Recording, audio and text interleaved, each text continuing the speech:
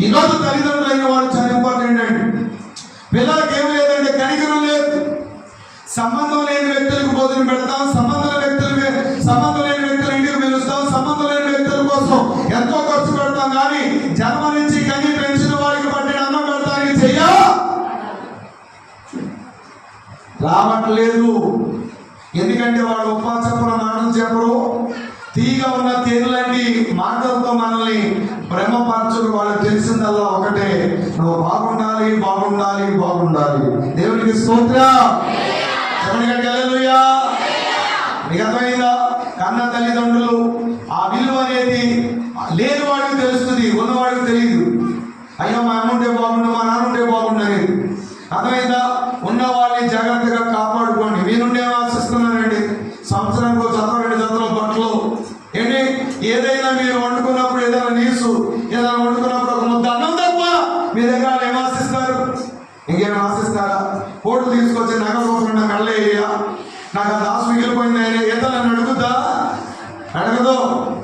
కారణం ఏంటో తెలుసా? నా బిడ్డలో బాగోవాలని తల్లిదండ్రులు కోరుకుంటున్నారు. కనికరము లేని జీవితం. ఆ తల్లి దగ్గరికి పిల్లలు మంపరు, మనవాళ్ళు మంపరు, మనవాళ్ళు మంపరు.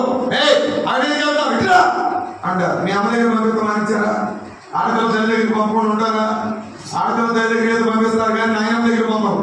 ఏంటి ఆ వ్యత్యాసం? వేరియేషన్ ఏంటి? అలాంటి బుద్ధి ఏంటి?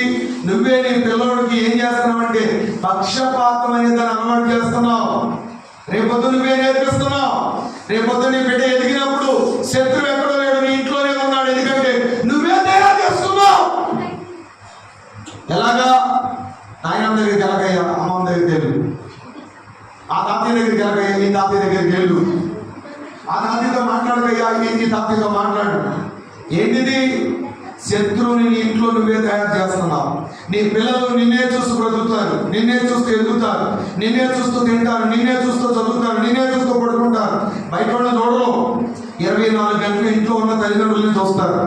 అందుకని మీరు ఎలా ఉండాలంటే మీ జీవితంలో ప్రార్థన జీవితం ఉండాలి. ఎల్లప్పుడు మొబైల్ మాట్లాడటము, ఎల్లప్పుడు లేదా సెల్ ఫోన్ చూడటము, ఎల్లప్పుడు టీవీ చూడటమో కాదు. ప్రార్థన చేయండి. టైం కలిగిన ప్రతిసారి మోకాళ్ళ మీద ఉండండి, మోకరించి ప్రార్థన చేయండి. దేవుని వాక్యాన్ని చదవండి. మీ పిల్లల ఎదుట నీతి కలిగిన మాటలు, భక్తి కలిగిన మాటలు మాట్లాడండి.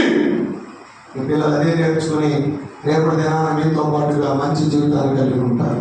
దేవునికి స్తోత్రం.